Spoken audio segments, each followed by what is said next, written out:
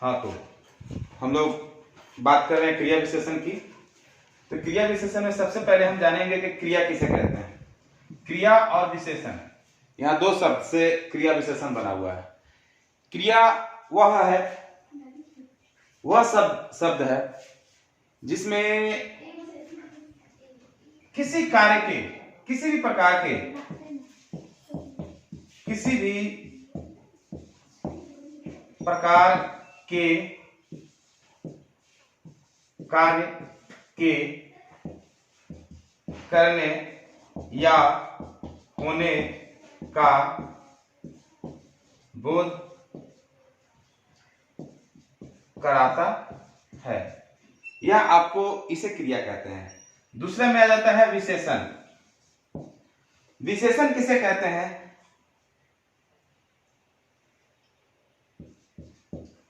संज्ञा या सर्वनाम की विशेषता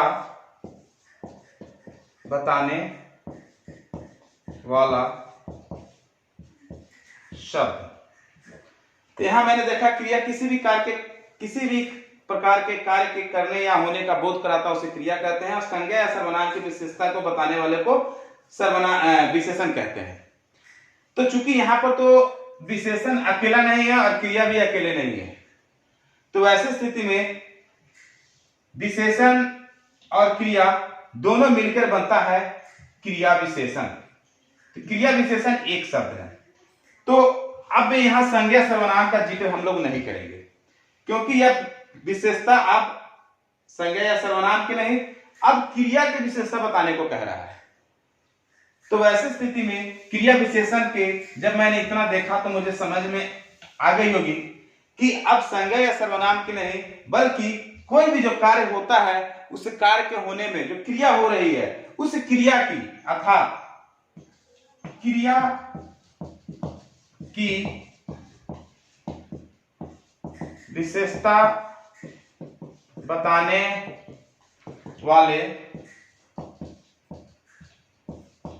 शब्द को क्रिया विशेषण कहते हैं। यहां मैंने देखा कि जो शब्द क्रिया की विशेषता को बताए वह क्रिया विशेषण होगा। अब कैसे? आप इसको एक उदाहरण के तौर पर देख सकते हैं।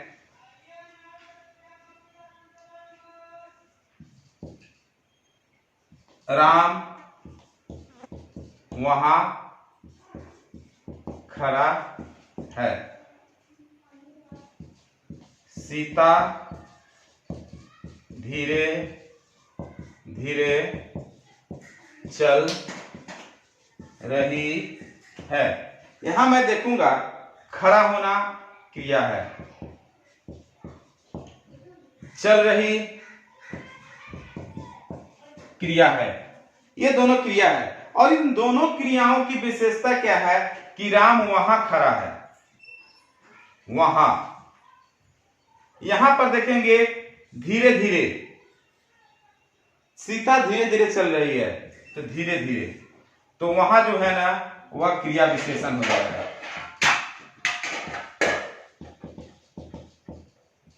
और यहां भी सीता धीरे धीरे चल रही है, तो धीरे धीरे जो है ना क्या हो जाएगा? क्रिया विशेषण हो जाएगी। कोई दिक्कत? चलिए, तो यहां मैंने समझा क्रिया विशेषण कहते किसे हैं। अब क्रिया विशेषण के भेद के बारे में जानेंगे। तो क्रिया विशेषण के भेद के बारे में जानते हैं, उससे पहले मैं इसको जरा मिटा दूं।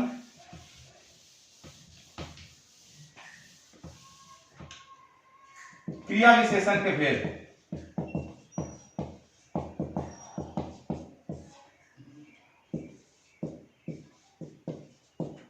क्रिया विशेषण के मूल रूप से चार भेद होते हैं। एक स्थानवाचक, दूसरा कालवाचक, तीसरा रीतिवाचक, और चौथा परिमाणवाचक। ये चार प्रकार के क्रिया विशेषण के भेद होते हैं। पहला मैंने देखा स्थानवाचक। अब इसको सबसे पहले मैं इसका डिफिनेशन देने से पहले आप लोग को एक चीज समझाना देना चाहता हूं। स्थानवाचक में स्थान शब्द का प्रयोग किया गया हुआ है, कालवाचक में काल का प्रयोग किया गया हुआ है, रीतिवाचक में रीति का प्रयोग किया गया है, परिमाणवाचक में परिमाण का प्रयोग किया गया है। तो वैसी स्थिति में स्थानवाचक से हम समझेंगे कि जब क्रिया के होने का स्थान बताकर वह शब्द जो क्रिया के होने का स्थान का बोध कराता हो, क्रिया के होने के स्थान का बोध कराता हो एवं उसके स्थान की विशेषता बताने पर, उसके स्थान को बताने पर ही वह क्रिया विशेषण बन जाता है। तो वे सब इसके बारे में लिख सकते हैं, वे सब जो क्रिया के होने का स्थान बताता हो। अब इसमें हम देखेंगे क्रिया के होने का स्थान बताता हो। जैसे मैंने कहा कि राम वहां खड़ा है, वहां खड़ा है यानी कि वहां उस स्थान का बोध करा रहा है, तो इसका मतलब वहां जो है ना वह स्थानवाचक हो जाएगा। दूसरा होता है कालवाचक। काल के बारे में आप लोग भी जानते हैं, जो समय और एक समय की अवधि का बोध कराता है। तो वैसे स्थिति में वे शब्द जो क्रिया के होने का समय का बोध कराता हो, क्रिया के होने का समय का बोध कराता हो, क्रिया के होने के समय अर्थात काल का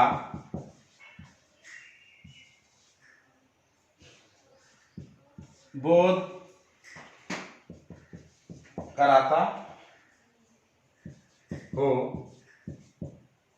वह कालवाचक होगा।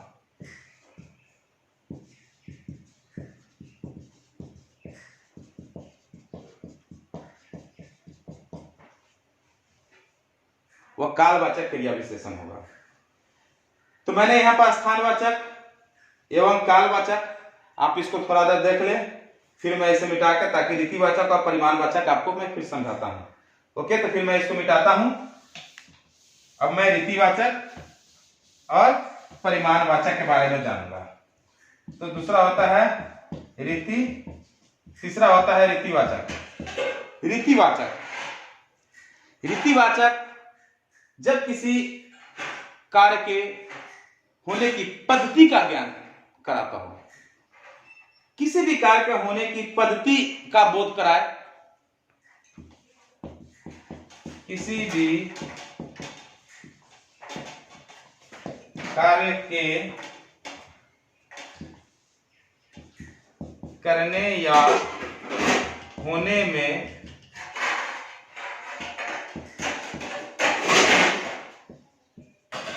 पद्धति का बोध हो, वह उस क्रिया की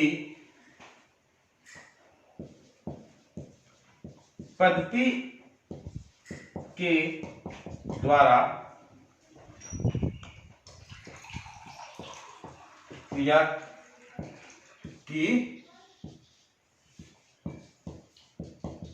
विशेषता प्रकट करता है।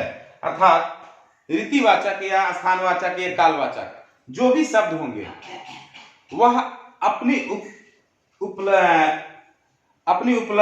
उपस्थिति दर्ज कराकर वह करता क्या है कि क्रिया की विशेषता को बताने के लिए, जैसे रीतिवाचक में अगर हम किसी भी कार्य के होने या करने के समय में उस कार्य के होने या करने की पद्धति का जिक्र होता है, तो वैसी स्थिति में उस क्रिया की विशेषता वही हो जाती है। ठीक है, तो इस प्रकार से रीतिवाचक का प्रयोग हम लोग करते हैं। रीतिवाचक में किसी भी कार्य के करने या होने की रीति का पता चलता है। चौथा होता है परिमाणवाचक।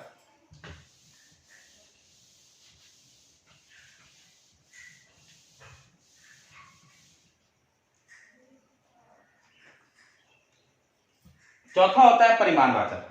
परिमाण का मतलब होता है एक, उसको हम कह सकते हैं कि किसी भी चीज का माप। परिमाण का अर्थ होता है माप।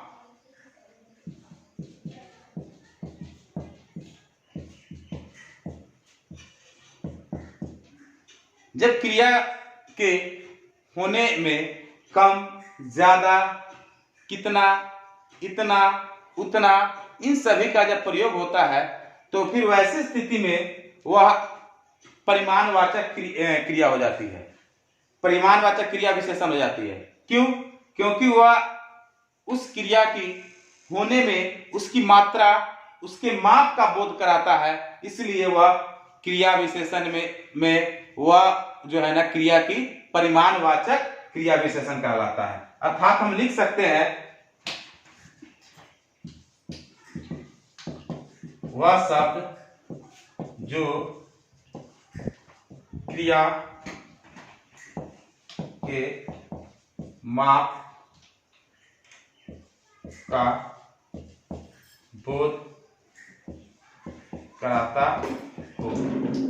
इसमें दो प्रकार के होते हैं, एक निश्चित परिमाणवाचक क्रिया विशेषण, एक अनिश्चित वाचक क्रिया विशेषण होता है। एक निश्चित परिमाण होता है, एक अनिश्चित परिमाण होता है। निश्चित परिमाण जैसे